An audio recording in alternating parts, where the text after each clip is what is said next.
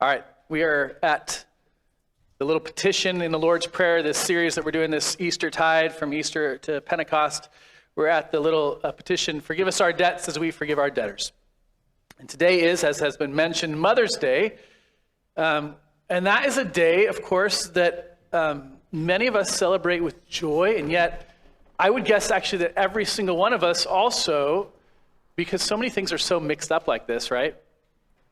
Have really mixed emotions about a day like today. It's a day of tears, oftentimes tears for mothers that have passed away that you are no longer with. Tears for babies who died in the womb.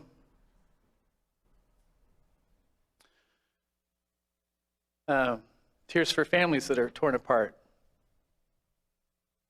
And these two things can coexist together, right? We can be grateful and still sad and know the pain of life and the sorrow of this world that we live in.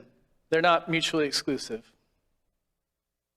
Gratitude and tears can flow together.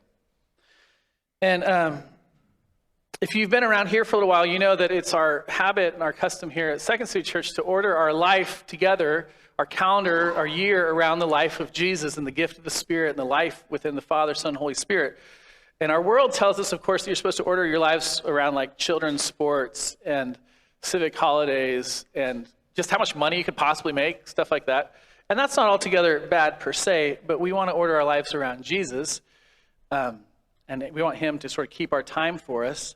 And so it hasn't really been our habit to really talk a lot about things like Mother's Day. And yet this week, I heard from one of my friends, it wasn't Hans, it was somebody else on our retreat, that the history of Mother's Day was just so interesting. And so I was looking it up, and I want to tell you a little bit about it. And I think there's a real good connection here to this petition in the Lord's Prayer. So Jed mentioned one of the women who was sort of involved a little bit in sort of bringing attention the idea of honoring mothers. But it really began largely right after the Civil War. Many of you know, of course, because this area was so involved in the actions of the Civil War, Camp Curtin right up on 6th Avenue and Camp Hill being training places for the Union Army. But there were 620,000 people that died during the Civil War, 620,000 fathers, brothers, mothers, children left without parents, many, many wives, mothers left to care for their children by themselves. And so in the aftermath of all that bloodshed, a woman named Ann Reeves Jarvis, who lived in West Virginia, started something that she called Mother's Day Work Clubs. And the whole intent was to love and to see that she believed that others had an obligation to one another, to care for one another. And so they were training young mothers, and they were walking alongside them. And how do they do this? How do they do this sort of mothering in the context of having so many fathers particularly die during the war? They're coming alongside them, caring for other women and how they cared for their children who are now fatherless. In 1868, she started what was called Mother's Friendship Day. And she saw that she actually believed that people had an obligation to seek reconciliation. And so Mother's Friendship Day was specifically a day when you would seek to get together with other mothers who lost children during the Civil War on the opposite side. So Union mothers would seek reconciliation with Confederate mothers. She believed that there was an obligation that she had to other people to pursue peace and wholeness and goodness.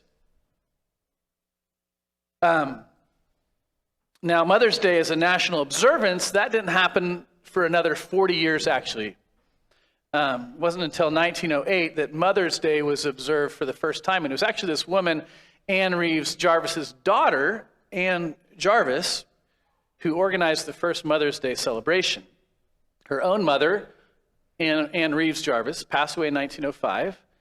And she wanted to honor the sacrifice of her own mother and to honor the sacrifice of many mothers in the world. And she herself, this is actually pretty remarkable, the woman that started Mother's Day, she remained unmarried and without any children her entire life. She never had children herself, but she thought this was a beautiful thing to do, honor people that gave their lives for children and other children.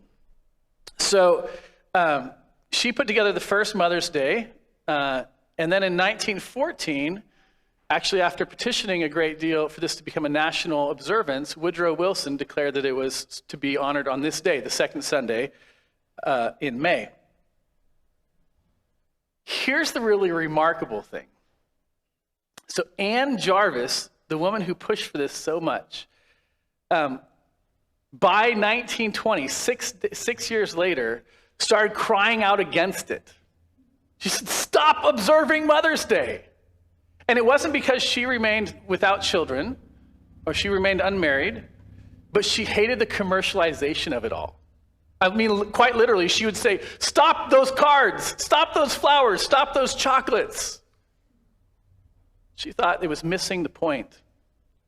She was a pretty wealthy woman. And by 1948, when she passed away, she had almost no money to her name. Because at least what I read is that she had spent it all on legal fees, lobbying the government to give up on Mother's Day. Now, whatever you think of that wild story,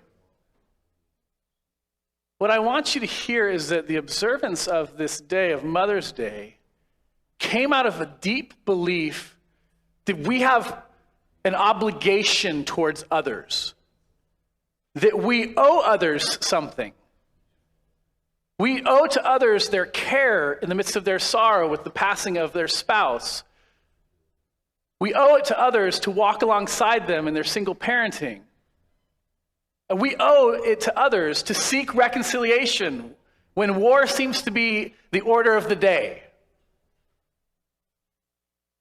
We owe it to others to seek wholeness in the midst of brokenness, to honor those who are placed over us, to care for those who are placed under us. Now, she became dead set against that of the observance of that day because she believed that that obligation was actually being taken away. And what it was becoming is something kind of trite and superficial. But the responsibilities that we have towards others, the obligation that we have towards others is nothing remotely trite. It's weighty, it's heavy, it's true. Here's what I want you to hear. We owe others certain things.